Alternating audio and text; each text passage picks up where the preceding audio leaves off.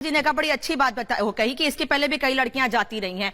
ऐसा नहीं लग रहा है अंजू के केस में कि अंजू यहां से तो गई थी कि भाई 4 दिन 5 दिन हफ्ते भर 10 दिन रह के फिर वापस चली आऊंगी। अब वहां पर उन्हें ऐसा फंसाया गया कि अब ना वापस आ पा रही है, ना वहां रह पाने की उनकी इच्छा होगी तो बता नहीं पा रही है। वो ये कह रही है हिंदुस्तान जाऊंगी तो खतरा है मेरे लिए।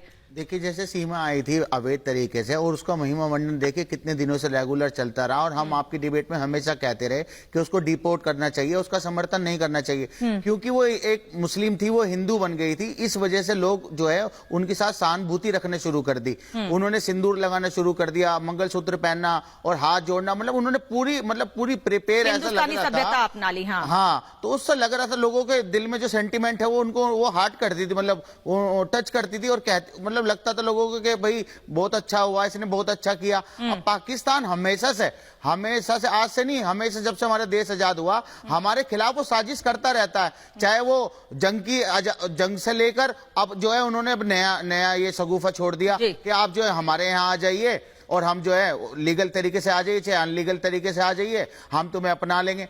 अरे भैया, हमारे देश में क्या लड़कों की कमी पड़ गई या हमारे यहाँ लड़कियों की कमी है? अल्लाह का शुक्र है यहाँ पे सब चीज है, और हिंदुस्तान जो है खाला का घर तो है नहीं कि कोई भी सीमा पार करेगा और यहाँ आ जाएगा और हम लोग उसके साथ खड़े हो जाएंगे। तो मेरा उन लोगों से कहना है जो कल तक उसके साथ सीमा का साथ दे रहे थे, मेरा कहना है इसको डिपोर्ट कर देना चाहिए जैसे इकरा को डिपोर्ट किया गया था। नहीं तो आने वाले समय हमारे देश के लिए, हमारे लिए खतरा है, ये खतरनाक। प्रियंका जी, खतरा ही है ना ये, जिस तरीके से लड़कियों का ब्रेन वॉश किया जा रहा है। एक नाबालिग, मतलब समझ नहीं है, 12वीं क्लास की लड़की है, उसे समझ ही नहीं है वो क्या कर रही है। उसे ये तक नहीं पता है कि पाकिस्तान के लिए वीजा चाहिए और पासपोर्ट चाहिए, जाती है और टिकट मांग लेती है एयरपोर्ट पर।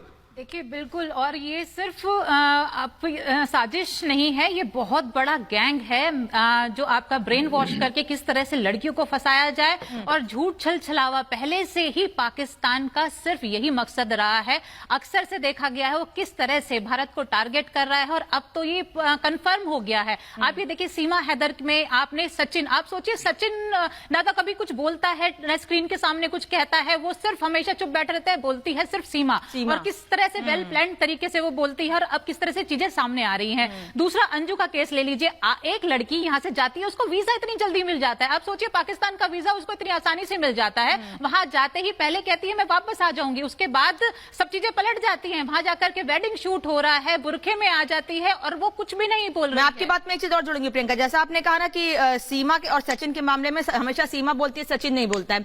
ऐसे नसरुल्लाह तो फोन पे बात कर रहे हैं भारत के चैनल से, लेकिन अंजू सिर्फ वीडियो जारी कर रही है। अंजू किसी से बात नहीं कर रही है, बात नहीं कर रही है। मैं बिल्कुल इसको कहूंगी ये ट्रैप है, उसको फंसा करके किसी तरह से उसका ब्रेन वॉश किया गया है। जिस तरह से चीजें, वलीमा की पार्टी का वीडियो आ रहा है, उसके बाद उसको गिफ्ट दिए जा रहे हैं, उसको लालच दिया जा रहा है, उसको कहीं कार दी जा रही है, कहीं फ्लैट दिया जा रहा है, रसूलुल्लाह को जो है उसको सरकारी नौकरी का ऑफर दे रहे हैं। तो आप ये बताइए, जिस देश के अंदर खाने को रोटी नहीं है वो किस तरह से करे, और ऊपर से अभी जो जयपुर वाली जो लड़की है वो बहुत बड़ा एक ट्रैप है। आप सोचिए, एक नाबालिग लड़की को ये कहना कि आप हमारे देश में आ जाए, उसके माता पिता ने उसको फोन करके कहा कि अगर तेरे पास पैसे नहीं है तो हम पैसे देंगे। केवल 250 रुपए लेके एक लड़की जाती है, एयरपोर्ट पे जाती है और कहती है मुझे पाकिस्तान का टिकट चाहिए। ब्रेन वॉश तो बड़े अच्छे से कर दिया गया आफीफा राव, लेकिन मेरे साथ इस वक्त बताया जा रहा है सादिया कमाल भी जुड़ी हैं। आप दोनों लोगों का स्वागत है, और मैं भारत के जो मेहमान हमारे साथ जुड़े हैं, मैं चाहूंगी कि जरा सुने हम पाकिस्तान के लोगों को कि वो कह क्या रहे हैं, फिर उनकी बात पे अगर आपको कोई सवाल है तो अपनी बात रखिएगा। आफीफा राव, क्या भारत की लड़कियां इजी टारगेट हैं?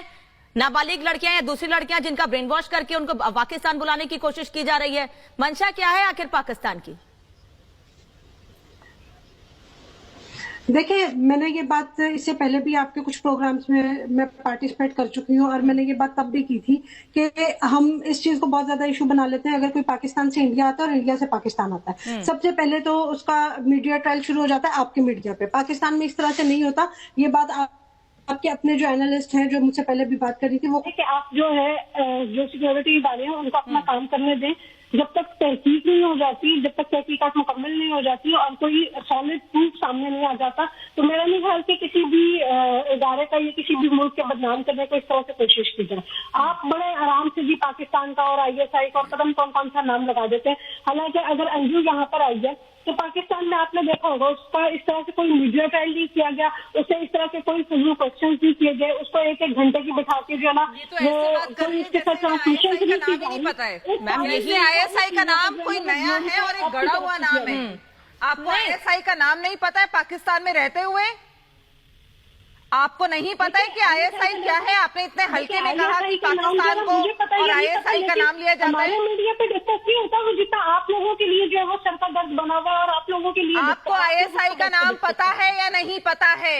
आप ये बताइए। अभी इतना भोलापन दिखा रही हैं इनकी मीडिया मैडम, ये सारी चीजें तो आपकी इतना मीडिया से लाइटली सामने आ बोलना रही हैं। कि ये जो पाकिस्तान आप- का नाम और आईएसआई का नाम आपने लिया है, आप ये बता दीजिए आपको आईएसआई पता है या नहीं पता है?